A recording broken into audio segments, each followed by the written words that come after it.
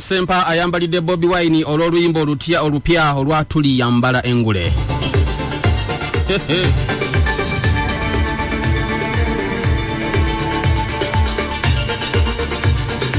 Partner Pastor Martin Ssempa, omusumba wa Makerere Community Church, alumiriza ombaka akiikirira ab'Ekyaddondo East mu lukiiko olukulu olw'eggwanga Robert Kyagulanyi Ssentamu oba Bobiwine olw'oku distorting a religious song to suit into his political interests. Olw'okukwata mu luyimba lw'eddiini n'alutaataaganya n'alukyusakyusa lusobole okutuukiriza ebigendererwa bye ng'omuntu Bobiwine.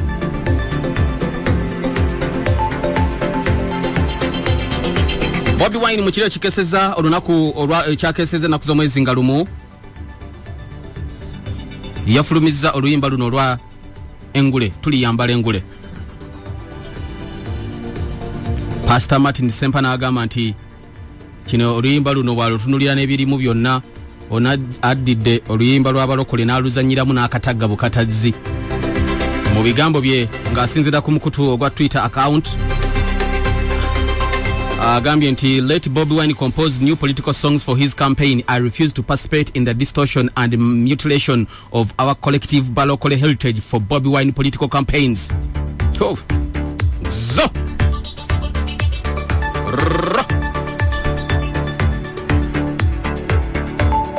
Tukyuse tugende eri mulwaffe babasire Naomi Rwenchi agambye Pastor Martin Ssempa nti Bobiwine luno oluyimba aluveeko ayiye ennyimba empya ez'ebyobufuzi ku kampeyini ye, ng'anyi okwegatta mu bano abaliwo mu kubuzaabuza n'okusanjaga n'okwonoona n'okuwalakata ennyimba zaffe ez'abalokole nga zikozesebwa Bobiwine ku nteekateeka ze ez'ebyobufuzi zo. Mwagaliza bulungi naye let him just compose another rap.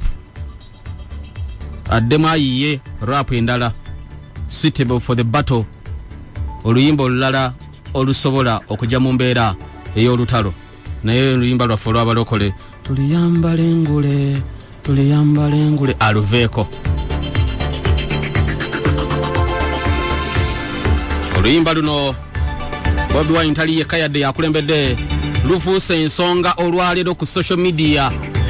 Lukyayinza okuba nga terunafuna power play nga terunakubwa ku radio oba ku TV, luyinza n'obutakubwa ku radio oba ku TV ennyo, naye ku social media Facebook, WhatsApp n'abantu okulwesindikira mu ngeri ez'enjawulo balulina nga lulimu Bobiwine, Nubian Lee, Pastor Wilson Bugembe, Irene Ntale, Dr. Hildeman, Sakorona de Mayinja, so nga mulimu ne bannabyabufuzi ababaka ba parliament babiri balambirira atali Bobiwine nga balabise mu video yemweno eya Tuliyambala engule.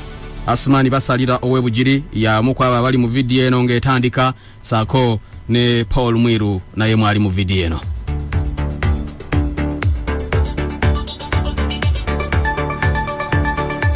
Ye Pastor Martin Ssempa agamba nti okwagala okuteeka ennyimba zaffe ez'eddiini ennyimba zaffe ez'eddiini oziteekamu ebyobufuzi si kirungi n'akamu n'ak'ettondo. Ebigambo byakozesezza yaga yo tebiriiyo. Bobiwine bw'aba atandika oluyimba luno atandika agamba amala okwogera ebigambo yaga yo. Kankawulirizeemu wano kankubewo kana akantu katini nnyo nkawulirizeemu yaga yo. Bukedde famma omuziki sonsomola. Nkawulidde yaga yo.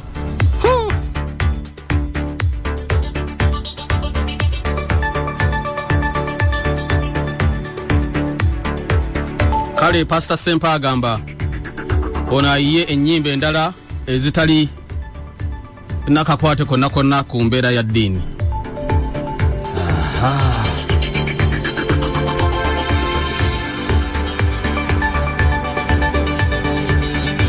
Amulumbye Pastor Ssempa ayongedde okulumba Bobiwine n'agamba now Bobiwine tells us that the New Jerusalem is not heaven, but when he becomes Uganda's president he holds himself as the future Messiah who replaces Jesus. agenti Bobiwine atugamba Jerusalem empya siguru ne bwanafuka president wa Uganda agamba nti ono yetutte Pastor Ssempa agamba nti Bobiwine ye wanikidde waggulu nnyo ng'omununuzi w'omubiseera eby'omu maaso ayagala okudda mu bigere bya Yesu ekyo kikyamu nkizaayo mu linnya erya Yesu twala haleluya.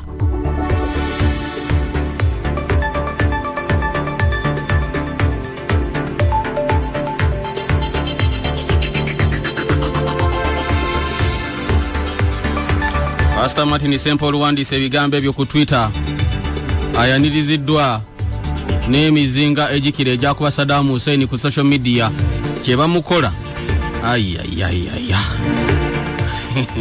kyebamukola olw'ebyo byawandiise baboogeredde ebigambo biyitirivu nnyo era bamukakkanyeeko ne bamugamba ki waliwo bino ebirala bye bamugambye wano tubuulire woogwa twakuwa bannaddiini abeefuula nti bali ow'emyoyo ng'ate ekiro bagenda mu State House ne bafuna ssente.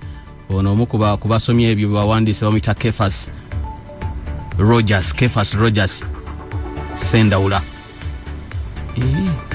Temutidde kabona wa Katonda baana mmwe.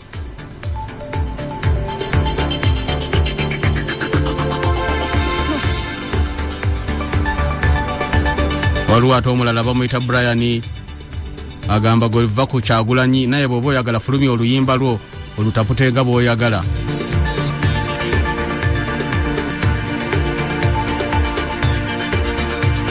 Ono omulala eyeeyise Ssoba muzzukulu ng'ali ku Twitter agambye tubuulire w'oyimiridde okusookera ddala ono yeefuula omwogezi w'abalokole gavumenti yamulonda abeere kakiiko kali akalwanyisa obufumbo bw'ebikukujju. Tukakasa tutya nti bino byoyogera obyogera bwogezi nga ggwe wabula nga tobyogera lwa kusanyusa abakulembeze abali mu buyinza. Wabula ate waliwo n'abalala abali ne Pastor Ssempa. Eric Erima agambye nti Pastor Ssempa ndi naawe nzikiriziganya naawe bulungi nnyo. Akayimba kaffe ako ke bayita When the Battle is Over kakozeseddwa mu ngeri y'ebyobufuzi mbutuufu ndabanga batuyisaamu lugaayo amakulu amatuufu ag'oluyimba luno Bobiwine bw'atandika odukozesa kuyisa lugaayo mu nnyimba zaffe nga abakristu. Eric Erima bw'ati bw'agamba. Tuli fena okerefama embootikizi ekiri atabala the news magazine agali kwosiya. Bobiwine of course mwakitegedde yalondeddwa okuba nti ye Mufirika asinze banne mu mwaka guno 2018 ogunzikiddwa African Personality of the Year. Yalondeddwa n'awangula abakulembeze abalala babiri. Yawangudde abakulembeze babiri owe Ethiopia Sako n'owe Rwanda Paul Kagame n'abalala abawanguddwa. Waliwo Paul yateekebwawo olupapula lwamulo olumu abantu balonde gwe balowooza Omufirika African Personality of the Year. Omufirika akize banne asinze banne. So Bobiwine yalondeddwa mu Africa yonna nti yasinze mu bantu bonna. Nkugambye yamezze abakulembeze babiri mu kubeera Omufirika asinze African Personality of the Year. Nga bawa nsonga ki nti aleese essuubi ly'abavubuka nti ayimiriddewo okuvuganya obukulembeze nti atutumudde asaze layini okuva mu bantu b'omu ghetto okutuuka mu parliament nti azuukusiza emitima gy'abantu okwettanira ensonga z'obukulembeze ne accountability ze zimu ku nsonga ezalondeseza but Bobiwine ku layini eyo.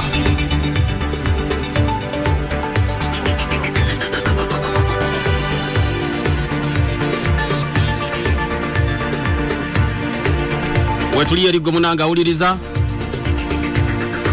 naye bino ebyoluyimba engule Pastor Ssempa byayogedde ate oluyimba lwongedde okunoonyezebwa abantu bongedde odunoonya n'okukira bw'oyinza okukirowoozaako.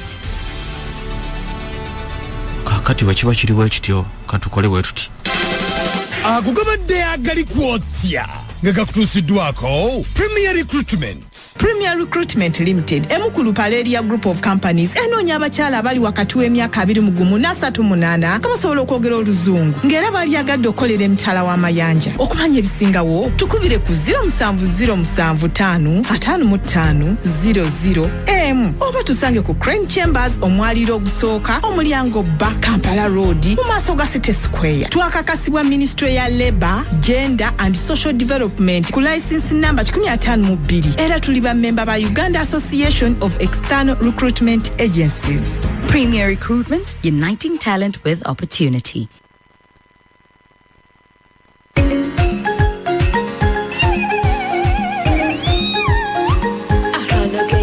yake tukungana fena abenganda wamu n'abemikwano netuwulire essanyu okwagala sekukulu etuuse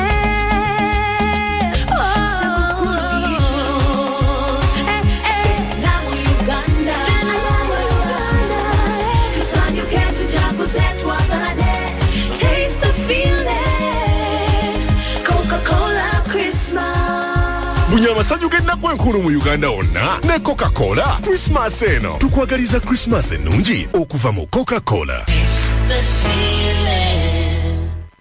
My Pacalast okuva mu Airtel kati erinnyisiddwa nga kati kuliko ne data bundles. Osobola okulondako My Pacalast bundles oba ebisatu mu kimu ekituumiddwa My Pacalast combo bundles nga kuliko eddakiika, SMS ne data MBs. Weyongera okunyumirwa ebingi okuva ku My Pacalast. Okweyungako nyiga *M49*M#.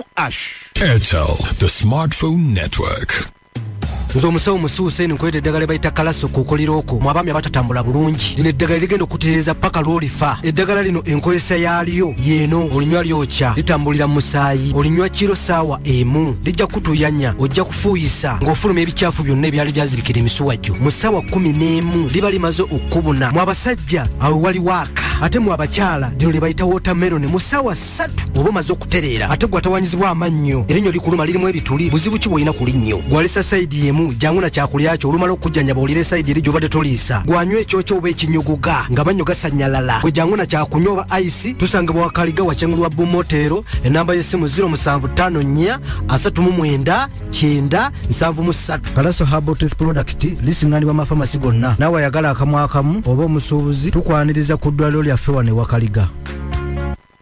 Baserei Herbal Research Clinic abakugu mu kujjanjabisa eddagala ly'obutonde n'ery'ekiwalabu bajjanjaba endwadde nga pressure, kabotongo, hernia, candida, asthma. Olina obuzibu mu lubuto bakoleddeyo ka clear stomach bwa busumbuyi bw'ekiwango ba sinus senyiga atawona naye bakoleddeyo ke bayita cleanser tonyezaamu amatondo 3 gokka ebikyafu bifulume. Omukyala tolina ssanyu mu maka mwe bannabukalu babakoledde ke bayita ladies happiness ssanyu ly'abakyala. Omwami oli munafu mu nsonga z'omubufumbo balina ke bayita sonsomola. Serei bakuleetedde eddagala ojja kunywa eccupa emu yokka otereere. Olumizi bw'amannyo gavaamu omusaayi oba galimu ebituli bakoleddeyo ke bayita dental care powder sigaza amannyo go. Serei Herbal Research Clinic bakubire ku ssimu 07-3-52-8M-8M oba ku 07-8M-2-1-8. Baserei Herbal Research Clinic ekitebe kyabwe ekikulu basangibwa Lweza Kajansi e Kampala bali ku Royal Pharmacy ku Lubaga Road ng'ovudde ku Kobil. Mwabe mukono Baserei eddagala lya musobola oddisa ku Kabana Pharmacy okumpi ne Satellite Beach. Mperere mu Kampala ku Lwegayaza bali ku Shiro Pharmacy opposite Kobil. Abeka Wempe eddagala lya Serei Herbal Research Clinic mulisange ku Shubu Pharmacy ku Kidda Ettula ewakiso ku Lasan Pharmacy kumpi ne District. Ate Masaka genda ku Ambiance ku Kidda Emulago oyambukirawo ngo kutte ku kuba eririko Ambiance oyambuka ku ddalo ly'Emulago Masaka ojja kulaba n'ekipande kya Baserei Herbal Research Clinic. Essimu yaabwe eri 07-3-8M-8M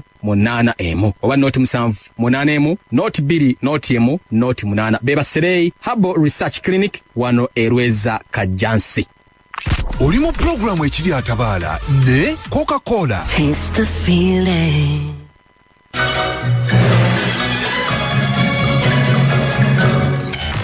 Ebirwawo byerabirwa katwejjukanye nga tukujjukiza ebyaliwo olwaleero mu programu ekiri atabaala. Katwejjukanye akutuusibwako Baserei Herbal Research Clinic abasangibwa Lweza Kajansi okumanya ebisingawo kuba ku nnamba 07-2-1-8 oba 07-3-52-8 ye Dr. Hassan Haruna Kabuza.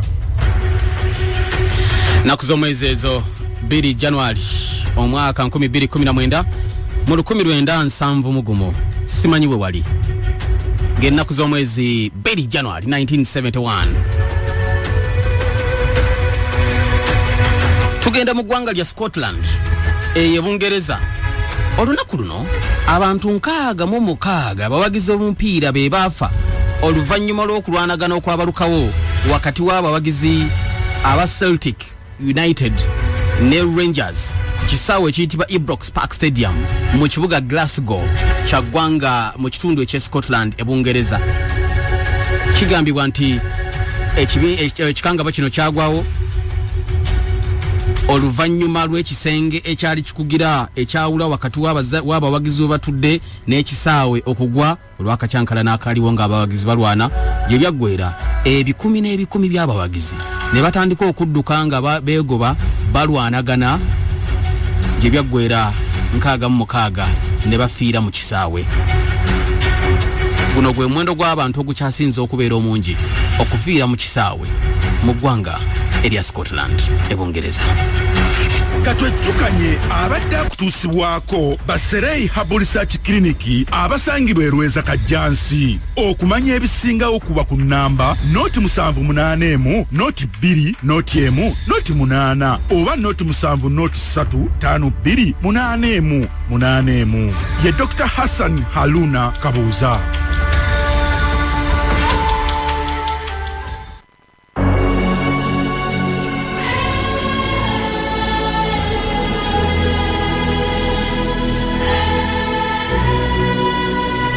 Wetuli erigwe munange hawuliriza bukedefama embutikize kiri atabala the news magazine webale kubanga otwega seko wona wosinzida okubanga oli nze Haji Kazibwe Bashir Mbazira webale nnyo webale ddala kubanga owuliriza mugambo ti abali mu firebase kamo kyaba birangirangi wanaziwa ogambo ti selector Devi Medi n'abalala mwenna lekubanga ensonga mugitambuza ddala bulungi nnyo namwenna awali awo bakabulaza banga abati no sleep wali mu lufula mwebale message ngirabye mwebale kupanga kwe muli muge muteeka kawo ne mutumbula mwenna ne muteeka ko buli omu n'aberanga atadde kati bwe mba mugenda abakinja ajaawo radio tezibava ku batu bane mwebale nnyo mwebale ddala kubanga muberanga ko n'abali wali eri ebwayi sawo nga mukatale temuvaako bannafa bali wali eri kazo waggulu awo temuviirako ddala wandege ya ku magala jao stage ku stage garage ku garage mudala ku mudala of course muntu ku muntu. This is ekiri atabala the news magazine. Now tukende ku nsonga byembadde mbagamba ku nsonga ye Katanga nabanyonyola kitundu kiri wano mu Kampala Wandegeya mu Gombola ye Kawempe zezemo ku ghetto ebifo eby'omugotteko mwatu byagala okufaanagana ghetto omugotteko nesi kye kitegeeza ebifo eby'omugotteko ebiri mu Kampala. Oyogera Kisenyi ghetto, oyogera Bwayise Kimumbasa ghetto, oyogera Kamocha Saidi awo Nkifumbira ghetto, oyogera waliwo bannafa bali Ensambya awo naye waliyo ghetto, of course ne Katanga wetwogerako zezemu kweze endala sizogedde olw'obudde. Now ng'ogyeko Kisenyi Katanga ye ghetto eriraanidde ddala ekibuga kumpi ddala n'ekibuga wakati wansi mu Kikeeno eri waggulu wakati wa Wandegeya ne Mulago on the other side ate eri obanga agenda Kaleerwe.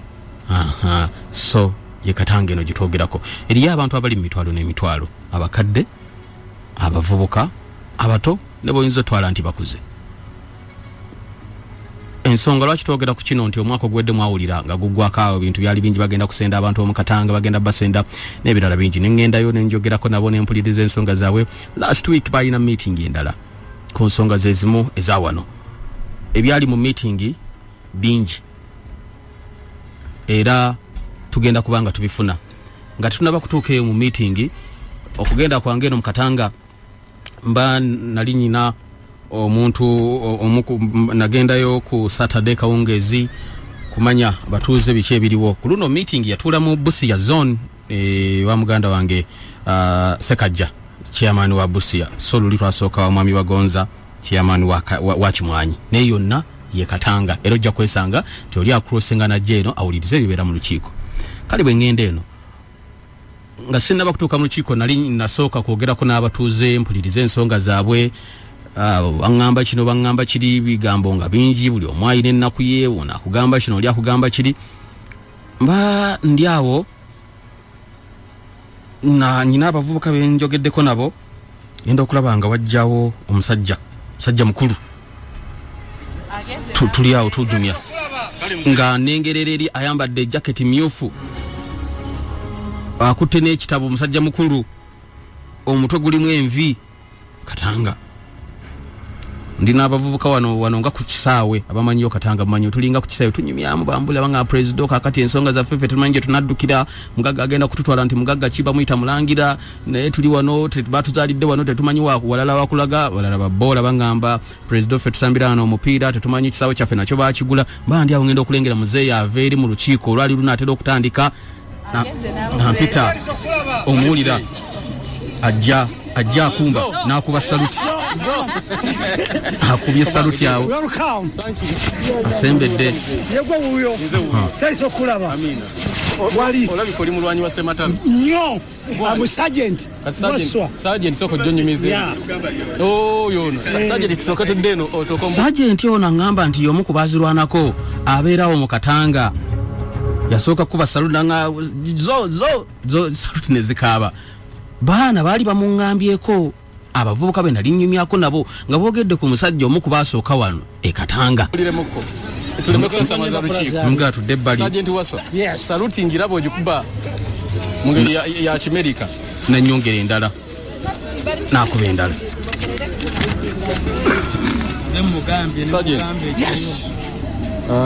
Katanga nsanso kulaba ono omwana abadde ambulidde mukko kataata gojjo otya wano nendo za tudde wano tuleme kugira bano uwe tuli tugenda okulaba ensonga eno ey'abantu b'omu Katanga getting down to the common man. These guys bali threatened okulabika nti bava mu kitundu kye kimu kino katulabe embeera yaabwe nga bwetambula muzeeyi asooka kumbuulira ebintu nga bitambula abali ku mutwe hair clinic wewale kubanga owuliriza bwana Eddie ku hair clinic awo Park View Shopping Center muwuliriza bulungi nnyo bwana Eddie mutwe mukakasa mutumbudde mwenna abantu bateereddekaawo ekiri atabaala muzeeyi adde bali ayina ebiwandiiko bingi saluti ekyalimu eno nayongera endala ekyali mugumu nnyo kulinga kasiri eggwanga kabisa era ifwe yerutu yemu era ono omwami bw'omulaba afaananira ddala kasiri eggwanga era emyaka gyegimu bw'oba olaba kasiri eggwanga mumanyi kuba ekifaananyi nti yono and incidentally noono Waswa ate ne kasiri eggwanga ye Waswa kale yono kasiri eggwanga w'omu Katanga muzeeyi Waswa kasiri eggwanga ye nayingira amagye obuyekera 9 8 no 9 owulira nga nviira bulemezi era gundi ono ow'enakaseke bamuyitaani ow'enakaseke gundi omubaka w'enakaseke tuyita magezi owulira kaali kaana katobe kati owulira era nze namuwonya ne pulezidenti nze nayita mutanuulu nkubikulira olabe manga nayita mutanuulu muzeeyi abikula omugongo mutanuulu gw'owulire yenze owulira mutanuulu ajjamu ejaketi andaga omugongo bomu zakuba andaga omugongo oguliko enkovu zanga nti za bomu ezamukuba mu lutalo olwaleetayo eri Kaguta Museveni mbuyinza akati ali mu Katanga wuliriza twatera embunda iwe wali luddawa weyayo Katanga owulira twali mu lutalo tata yambala esebo mwali mu lutalo twali mu lutalo olwe bankubira kaweweeta yes bomu nezinkuba owulira bomu wezinkuba nemponeramu West Germany gyebakutwala yeyesebo bakulinyisa ennyonyi gyedawonera bomu yakubira kaweweeta n'olinya ennyonyi bakutwala e Germany okujjanjaba nga tutulina oyinza okuja ki kudagala olulijja owulira mu kiseera ekyo kakati njijja okufuna wano okufuna abantu wano nagula obuguzi baveterandi tuli bangi nnyo wano no twali tumanya ekigambo bakiyita veterani naye we nali eno muzeeyi yaŋŋamba ffe batuyita baveterandi tokoma ku nni veterani babeera baveterandi okusinziira ku ye bangi nnyo baveterandi wano naye abasinze basenguse bali wali mukatundu kali wali nze naganira wano kubanga inawo obutuuze owulira inawo abaana ninawo abakyala neŋŋamba wali sijja kgenda wa mu kanyigo kanzire wano era wano nga tewali wadde muntu n'ogu n'omu nga tewali yali nsiko era wano wona nga wajjudde ebitoogo mwaka ki muzeeyi wajjira wano 93 yendagaano eri gyondaze 93 okujja wano wavaawa 93 kuba mwawamba 86 kati kuva 86 paka 93 nali waggulu bayitawo yes bushiya naye nga bayitawo buno obuyumba buyingira bayitawo naye ositiiro era muwandegeya wano lwa muwandegeya wano maze najja 1970 okubeera muwandegeya n'okwegatta ku Museveni wava wano ye twali tunona manda owulira abayekera bagala batujja ki batukwatira wa batukwatira ngoma webale nnyo neŋŋamba katonda wange ekitegeeza okuyingira obuyekera teweeyagalira bakusalako obusazi seyagalira ne bakutendeka obuyekera nemuwangula webale nnyo mwawangula n'okomawo eno nenkomawo kati bwenkomawo bwando neŋŋamba atandikirewa luyimba wamuganange bamuyita mboka mwana mboka era waali awo nagamba ajja ntubeere wano owulira bwe tubeere awo naliwo omwaka 9 mu gumu 9 mu 2 9 mu 3 neŋŋamba waggulu eri owulira okumpi ne mulago waliwo ebitundu ebyobwereere ndiye nemudduka nemujja ku byobwereere netuwamba baveterandi nga tuwamba okuva ekkubo liyo liraba liri abaana bayitaawo wano paka eri waggulu ku mulago awona waliki nga tewali bino ebigundi babiyita ebisaalu kakati neŋŋamba ntandikiddewa naye omusajja nabanga muki musajja nenzimba akayumba kange waggulu wali kataka nga ina embwa 7 neŋŋamba nankonako yani embwa owulira embwa 7 bano bazzukulu ono muzzukulu owulira era zimba tesikumanyi naye ŋŋamba enja tugenda olabe basiiri ninga nti otyo sanyusa omulaba nja mulaba